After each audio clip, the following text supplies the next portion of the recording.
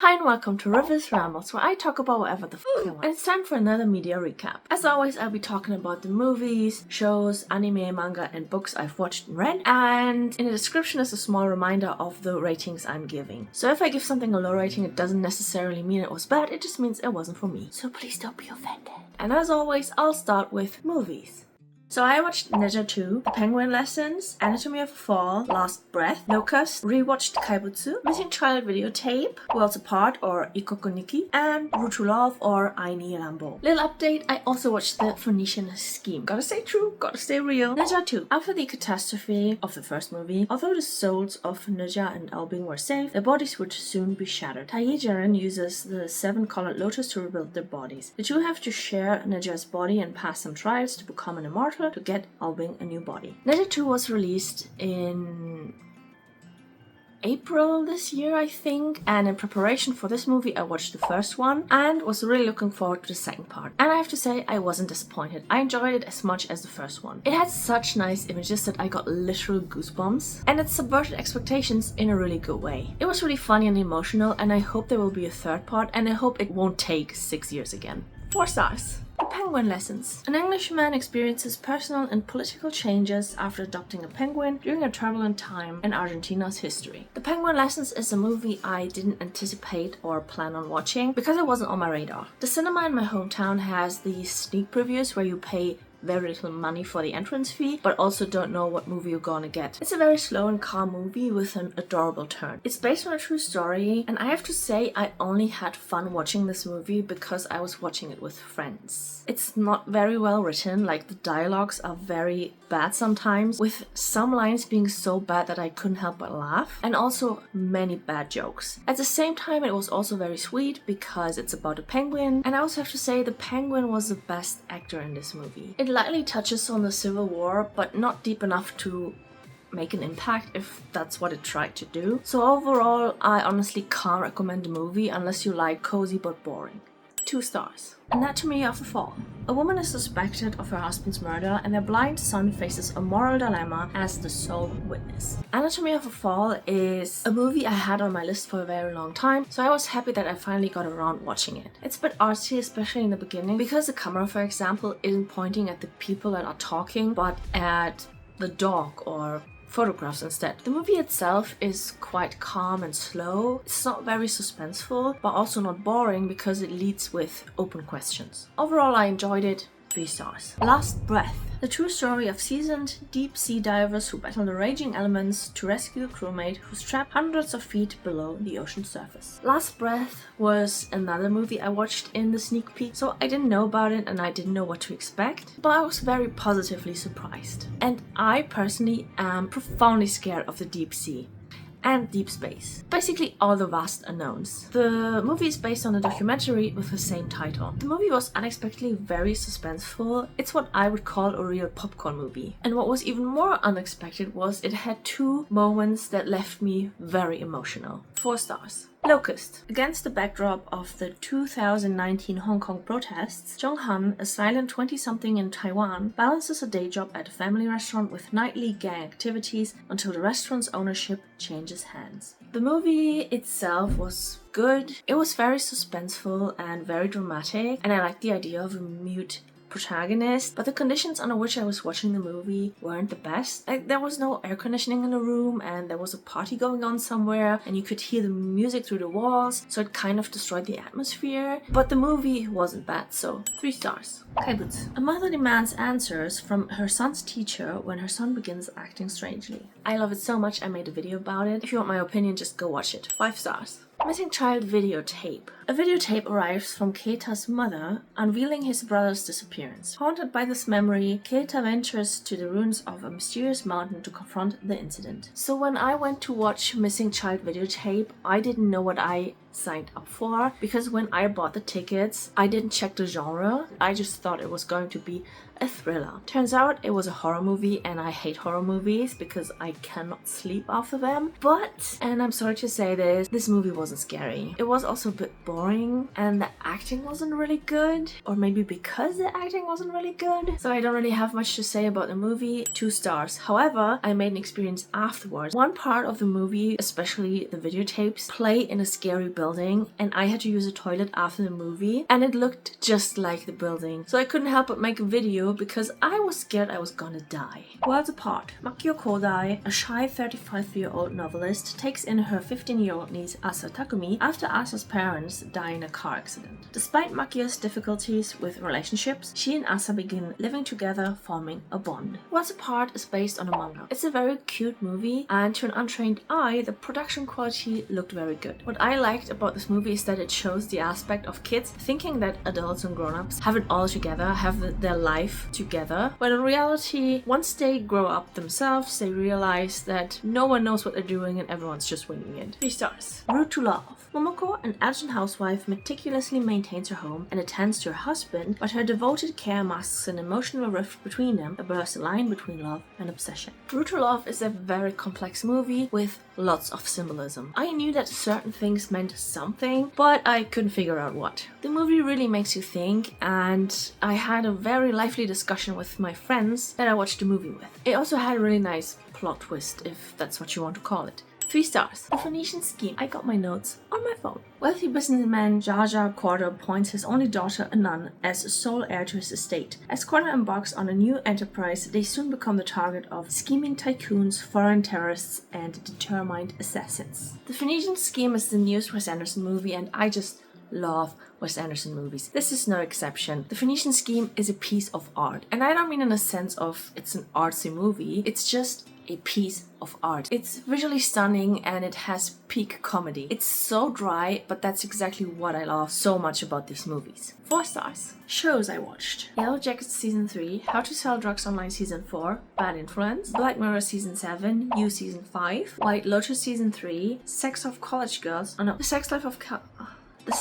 College Girls Season 1-3, Last of Us Season 2, Big Mouth Season 8, Justice in the Dark Time Season 1 and 2, Sirens, We Were Liars Season 1, Cowlets and Cowlets Season 2, and Squid Game Season 3. Yellow Jackets Season 3. The saga of a team of widely talented high school girls, soccer players who become the unlucky survivors of a plane crash deep in a remote northern wilderness. Yellow Jackets is a suspenseful thriller which always has me at the edge of my seat, even after 3 seasons. I'm always looking forward to the next season, and season 3 ends with an insane cliffhanger. 4 stars. How to Sell Drugs Online Season 4. To win back his ex-girlfriend, a nerdy teen starts selling drugs online out of his bedroom and becomes one of Europe's biggest dealers. How to Sell Drugs Online is fun and entertaining. I thought the last season would be the final season, but there came a surprise 4th season. And if I'm being honest, season 3 had a very well-rounded ending. It felt complete. Season 4 really came out of nowhere and it feels a bit disconnected to the rest of the story. It was still fun to watch though, but the ending of season 4 feels less like an ending than the ending of season 3. So 3 stars. Bad Influence. Tiffany Smith turns her preteen daughter into a YouTube star alongside a group of child influencers called The Squad. The documentary was very sad to watch, and I was so glad that no one blamed the child. No one blamed Piper for what Tiffany did. Also, can we just stop using children for money? It's unbelievable that there aren't any laws for this yet. I get that it's hard to supervise private people's homes, but as soon as children are involved, there should be certain regulations that need to be met for the parents to continue. And honestly, I think there is an easy solution. Just demonetize content with children. Make the process bureaucratic. Make it hard to profit off of children. Kids shouldn't work these insane hours. Kids should be kids. 3 stars. Black Mirror Season 7. In an abstrusely dystopian future, several individuals grapple with the manipulative effects of cutting-edge technology in their personal lives and behaviors. Black Mirror is, in my opinion, still a very good show. It consists of standalone dramas with very innovative ideas, in my eyes. Most of the time, those dramas are very depressing and tragic. I think Black Mirror is really good at hitting that emotional nerve. I always rank the episodes from best to worst, and in this season my favorite order was episode 2, then 3, then 1, then 5, then 4, and then 6. 4 stars. You Season 5. A dangerously charming and intensely obsessive young man goes to extreme measures to insert himself into the lives of women who to fascinate him. Season 5 is the final season of the series. In the past 3 months, I've watched a lot of final seasons of shows. To be honest, I thought the show would end on a different note, but I still liked the conclusion, and I can't really go more into detail because then I would spoil it. All I can say is that the ending had quite the horror movie vibes. I did like the entire series, to be honest, even if every season pretty much followed the same pattern, so I also think it's good that it ended. 3 stars. White Lotus Season 3. The exploits of various guests and employees of a luxury resort in Thailand over the span of a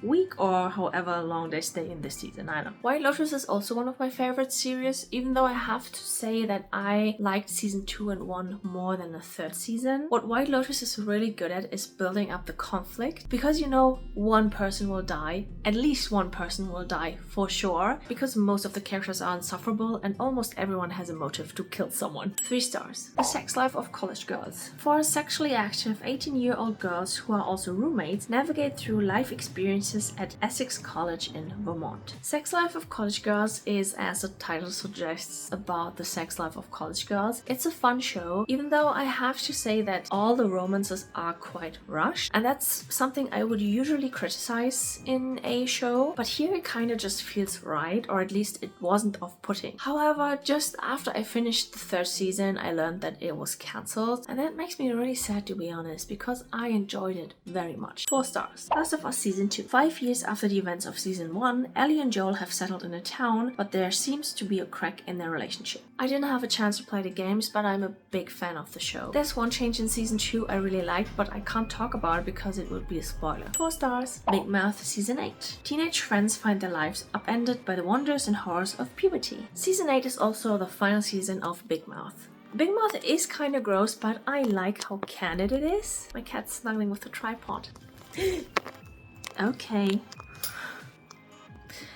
Because it deals with some real-life problems but in a comedy setting. They're mainly about, but not limited to, teenage problems like anxiety, depression, fear of missing out, and so on. The season has a bittersweet ending. Well, the show has a bittersweet ending, which, not gonna lie, left me a bit emotional. 4 stars. Justice in the Dark. The story is set in a sci-fi-esque future where a rising crime rate and its relation to zero-degree empathy have become a topic of interest. Full disclosure, I watched this show with very shitty translations, so while I watched it with my eyes, I didn't understand it with my ears. But I wasn't really invested, so I also didn't really care. The show was officially cancelled after 8 episodes, but then Japan, my hero, released the rest of it. The show is based on a BL novel, which I read ages ago, and even though the book wasn't really my thing because I'm not very interested in the genre, like it's contemporary and sci-fi, not really my thing, I was still curious to see it in motion, because sometimes I like a plot or a book more if I can put a face to the characters, but sadly that wasn't the case here. If I remember correctly, which I really don't, then I think there are less cases in the drama than there are in the books, which by the way has been licensed and will be published soon. And despite all the criticism, I really like the ending because it's a rarity in the BL drama universe. You see the CP together in a frame being happy, which is usually a big no-no for BL dramas. 2 stars. Time Season 1 and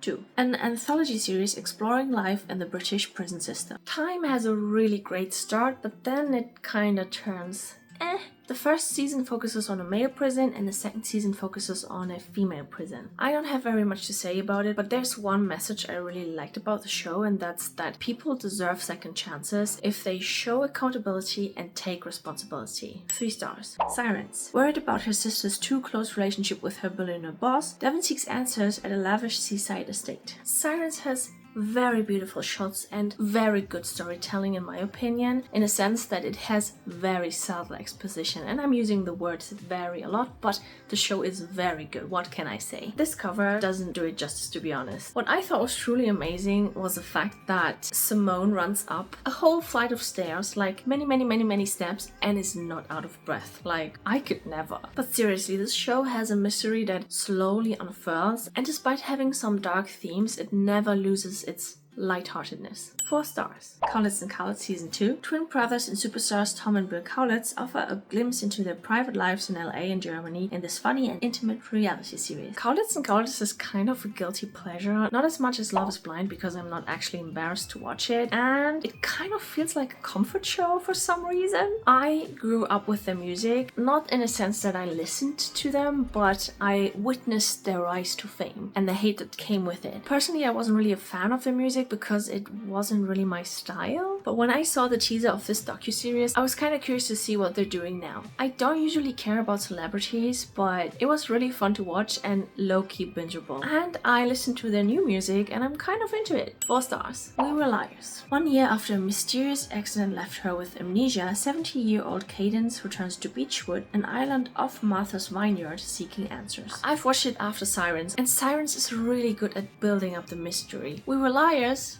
not that much. I wasn't buying it. I also wasn't really feeling it, like none of it. The self-reflection, the romance, the comedy, I didn't feel it, not at all. And it was probably less compelling to me than Sirens because it takes itself way too seriously. The ending though has a plot twist which made me really sad, and it's not the twist that you think. So in the end it was kind of worth it to fight my way through the series, but I wasn't happy about it. So I thought I was going to give this show 2 stars for the longest time, but the ending upped it to 3 stars. Squid Game Season 3. Hundreds of cash-strapped players accept a strange invitation to compete in children's games. A tempting prize awaits, but with deadly high stakes. Squid Game! Still have to watch it. 3 more episodes. Now, Squid Game has come to an end. Another final season I watched, by the way. On the one hand, I'm sad because it's a really good show. On the other hand, I'm glad because I think it shouldn't be dragged out for too long. What I love about the show is the set design, the costume design, and the prop design, and as I've mentioned before, the murderous or deadly twist on the kids' games. And especially in this season, the tension was so high that I was inclined to skip forward because I couldn't take it, but I didn't. However, there was one occasion where my stomach literally dropped, and that was very close to the ending. All I'm gonna say is the button. What I think is really funny though is that the suspenseful music stops when it cuts to the rich pigs. Also, after the 2nd season, I didn't know how they would include games again in the 3rd season, but I think it was a really smart way to do it. What I didn't like at all was this uncanny valley CGI monstrosity. I mean, that wasn't real. That was CGI, right? Overall, I feel very neutral about the ending. 4 stars. Next up, books. I read EU Volume 6 and 7, Grammars of Demonic Cultivation, the 2nd half of the 4th volume and Volume 5, Arha Volume 8, Legend of Exorcism Volume 1, and Ballads of Sword and Wine Volume 4. Oh, and the 1st volume of my own fanfic. I will print it, so I'm counting it as a book. EU Volume 6. As Gmong's mind continues to deteriorate, he and Moshi set out for the prefecture of Linan, hoping to find a legendary sage with the ability to summon Gmong's missing souls. Upon arrival, however, they don't find such a fabled sage, but a familiar face, Murong Chui. What begins as a chance encounter soon turns deadly as Moshi stumbles across one of the Yu clan's darkest and most deeply buried secrets. I don't know if you've watched my last media recap videos, but I obviously also read the first 5 volumes of Yu. And in my last Yu recap, I mentioned that I was slowly losing interest. Well, that changed in volume 6. I was fully invested again. It was very bingeable to me, and it's honestly my favorite volume so far. Some more truth was revealed, and now it also makes sense why the Emperor was so unbelievable. I also complained about a caricature villain in one of the last volumes, and we have a second caricature villain in this volume who gets one of his stereotypical villain monologues, but I have to say I low-key like him. Since I don't want to spoil anything, I can't say his name, but if you know, you know. 4 stars. Yu Volume 7. In the aftermath of Gmong's defeat of the Demon Blood Beast, Moshi rallies Chonghua's troops to face the Liao Kingdom, but the wicked Hua Puan appears unstoppable. Just as all seems lost, the enigmatic Zhang Fuli reappears with an astonishing magical item, an ancient artifact with the ability to alter the past. So I don't know. Being that my cat's snuggling the tripod. This is my setup. And there she is, snuggling with the tripod. And over there is my other cat. Choo-doo. So I got a little distracted and forgot to record my opinion. But since I know that everyone is so interested in my opinion, here it is. Yu Volume 7 is the final volume. I have to say everyone is low-key crazy in the story and there are lots of wild revelations, which are also very convenient. However, I have to say it also contains time travel and uses that plot point in a very smart way. More than half of this volume consists of a what if special which plays in an alternate universe, and at first I was like, okay, so you couldn't decide on a plot, why not write both? But turns out that what if special was actually really good. I enjoyed it so much, I almost liked it more than a canon plot. 4 stars. Grandmaster of Demonic Cultivation is still a historical fantasy of 2 powerful men who find each other through life and death. I've reread those novels for an upcoming deep dive series, and I think that already says everything. 5 stars. Aha Volume 8. In the aftermath, so many aftermath. In the aftermath of the censor spell, Moran awakens on Dragonblood Mountain beside a slumbering Chuaning. Everything between them forever changed. Yet, before he can explain himself, Korbinan arrives and kidnaps Chuaning. Down the mountain, a man with Moran's face has been committing heinous crimes, and the cultivation world clamors for blood. Moran returns to face the justice of Tianyin Pavilion and the darkness of his buried past. I don't know if I mentioned in my last Aha recap that it's getting super convoluted, but I think I did. Marvel Universe who? And in this volume it's revealed that I was fucking right about Shumei, but maybe it wasn't as subtle as I think it was. But it still took an unexpected turn. 4 stars. Legend of Exorcism Volume 1. A naive young man must join hands with an unlucky general to protect the mortal world from evil spirits. Together, they and their enigmatic companions must face the dark forces threatening the city. I've watched the animated version of The Legend of Exorcism and I enjoyed it so much that I really wanted to read the novel, but I couldn't find it anywhere online. So I was very looking forward to reading this. And I was not disappointed. It's super funny and I would say it's definitely more on the comedy side. I also have to say it has very vivid descriptions and those descriptions are also well written, but the dialogues are a bit they're a bit weird sometimes and the reactions seem kind of off. I can't really put my finger on it, but sometimes their reactions have very mannequin or dummy vibes. But it honestly doesn't bother me. 4 stars. Ballad of Sword and Wine, Volume 4. Having successfully foiled the bandit attack, Shao Tia sets off in pursuit of the leader, attempting to cut him off before he returns to his lair. At the same time, Shen Zichuan sets his sights on the neighboring prefecture in hopes of brokering a trade agreement. As Shen Zichuan fights for a foothold in Zhongbo, a new power is rising in the capital of Chudu. I have to say, as much as I enjoyed reading the series, and no matter how well written it is, it's starting to lose me. I had to read a whole chapter about grains. Y'all can't convince me that you're reading this for the plot. And now that the main couple is together, just as in Yu Wu, it kinda lost its magic. It feels more and more like I'm reading a history book because it's very, very plot heavy. And I'm honestly too stupid for these underhanded schemes. 3 stars. My own fanfic. Everything annoys me and I'm too hot. This story was inspired by Wei Wuxian's wish to have a little one with Lan Wangji beside Lan Zejui. The difference, this time they're raising the child together. It picks up right after the novel's ending and has a crossover with Word of Honor. Oh, don't you worry, I'll make a whole video about my fanfic in the future. But for now you can appreciate my Photoshop skills. They're clearly over 9,000. 5 stars. Anime.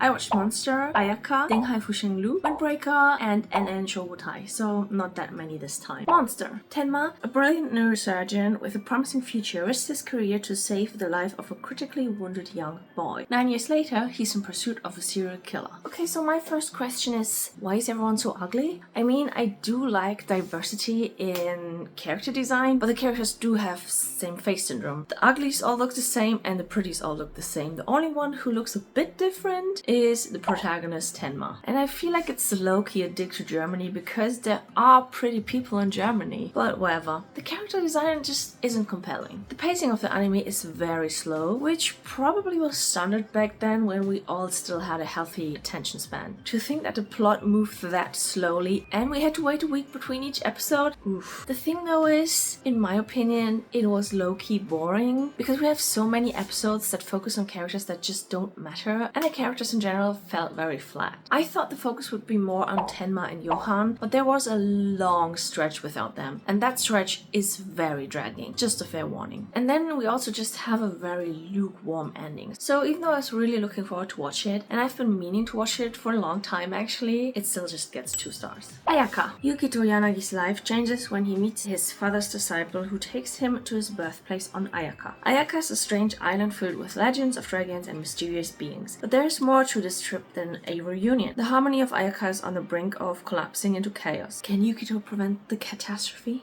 In Ayaka, I have to say, it took a very long time to figure out the plot, because it low-key feels like there wasn't a plot because the character motivation is missing. Also, the drawings and animation are a bit stiff, but unlike Monster, the characters had really cool designs, even though it looks like they're from 3 different genres. Apart from that, I like that every character had a dedicated color. The characters also had lots of personality, and that made me really like them. And while it doesn't happen very often, the comedic timing was very compelling to me, and I was just interested in the topic in general. Overall, it's a very cute anime. 3 stars. Dinghai Fuxinglu. Immortal arts, magic weapons, magical powers, and the boundless spiritual chi between heaven and earth vanished into obscurity overnight, and all exorcists turned to mere mortals. 300 years later, the end of the world is imminent, and a 16-year-old young man who will end his life on his 20th birthday embarks on a journey to reclaim the spiritual chi of heaven and earth that had been sealed away. So I forgot to record my opinion of Dinghai Fuxinglu as well. This time I don't have an excuse. Whatever. I've read the webcomic, and the first volume of the novel has been published as well, and I can't wait to read it. Since it's been a while since I've read the webcomic, I watched the animation in preparation for the novel. What I love about the story is that the main character is so stupid, but in a cute way. Or he's so stupid that it's cute again. The show has a bit of an abrupt ending, so the season doesn't feel like it's over. And unrelated to the plot or Dinghai Fuxinglu itself is that the animation style of these anime always reminds me of video games. You can watch all the episodes as one long video on YouTube, by the way. 3 stars. Windbreaker Season 2. In the first season, Sakura started at Furin High, where it is rumored that strength is valued over academics, and his only goal is to take the top spot. In Season 2, after experiencing the feeling of acceptance, he finds himself fighting for the sake of others for the first time. What I love about Windbreaker is the beautiful and smooth animation, but also the attention to details. For example, when Nide is getting out his notebook on the roof, he hands his drink to Suo first, which I've seen animes in which the drinks would just disappear. And then one of the main reasons why I love this anime so much is that it's filled with so many deep and important messages that everyone can learn from. And some of those messages hit really hard for me, personally. And to be fair, in this season, it doesn't feel like much is happening, but it was still bingeable. But since there isn't much to talk about, I'm still debating whether I should make a video about it or not, because I made a video of the first season. You can watch it here somewhere. 4 stars. NN Shobutai Season 3 Part 1. In NN Shobutai you have infernals, flaming violent creatures, and pyrokinetics, people with the ability to manipulate and control the flames. Shinra Kusakabe becomes a member of the Special Fire Force Company 8. Faced with many obstacles within and outside the Fire Force over the 3 seasons, Shinra fights to uncover the truth behind the burning mysteries that have kept him in the dark. I, once again, love the character design in NN Shobutai, but I also love the world building and the sound design. I don't know why, but I'm so in love with it. What I don't like as much is the fan service. Season 3 Part 1 has a very trippy ending, and I'm looking forward to the next part, which apparently is supposed to air in January of 2026. 4 stars. Manga. I read White Liar versus Love Volume 1. The Other World's books depend on the bean. The Other World's book depend on the Other World's book depend on The Other World's books depend on the Bean Counter Volume 5, Nimona, and Blood Night Market Volume 1 and 2. White Liar. Shirai Shike is a talented freelance beautician who's experienced more downs than ups when it comes to past relationships, and so he has decided to swear off love. However, when the mysterious up-and-coming actor Taiga Jinoji enters his life, the casual one-night stand turns into much more. It was alright, but too cheesy for my taste. 3 stars. Versus Love. Fuunhai and Reidenhai are 2 rival schools locked in an intense turf war led by the top students. One day, away from the rivalry and fighting, the 2 gang leaders meet. Unaware they're enemies, a love begins to blossom between them. I think I've mentioned it before, but Chisa Ogawa is one of my favorite manga artists because I really love the art style. And thanks to Windbreaker, I also like the gang trope. So a BL about gangs by one of my favorite artists, that's a jackpot. Just a small criticism, the plot feels a bit fast-paced, especially the romance, but it's still cute and I can't wait to read more. 3 stars. The Other World's books depend on the Bean Counter Volume 5. One ordinary day, an office guy was dragged through a portal to a fantasy world. With no way to get home from the different dimension, he throws himself into a job where he can work himself to death. His latest mission is to investigate the church's finances, and despite keeping himself busy, his deeply buried feelings for Adesh, a gallant knight, are rising to the surface. The Otherworld's books depend on the Bean Counter is very plot heavy,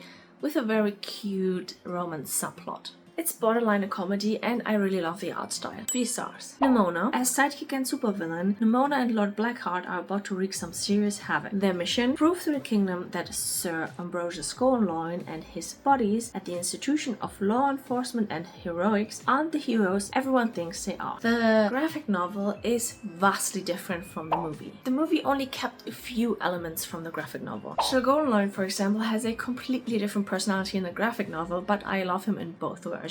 The art is really nice. I think the lettering is handwritten and it's a very good comedy. I am currently making a video about the movie which will be released in December, I think. But the graphic novel gets 4 stars. Blood Night Market Volume 1 and 2. In Blood Night Market, a dark city thrives when humans feed the desires of vampires. Sotetsu, a human, toils as an employee of the Blood Control Bureau, an organization determined to stamp out illegal vampire activities. But when he crosses paths with the enigmatic vampire Mozu, Sotetsu's world is suddenly turned upside down. Blood Night Market is also by Chisa Ogawa, and I also love the vampire trope, so this year seems to be my lucky year. 2 small things though. First of all, it's sometimes confusing who's saying what, to be honest, because the speech bubbles don't have these tails. And secondly, I'm not a big fan of what's happening to one of the characters at the end of volume 1. But nevertheless, the art is on point and I enjoyed it. 3 stars. Ongoing, I've been reading Wet Sand, Jinx, Scamp Rammed, Servamp, 19 Days, Bungo Stray Dogs, Kodabachi, Night Song, and Warino Seraph.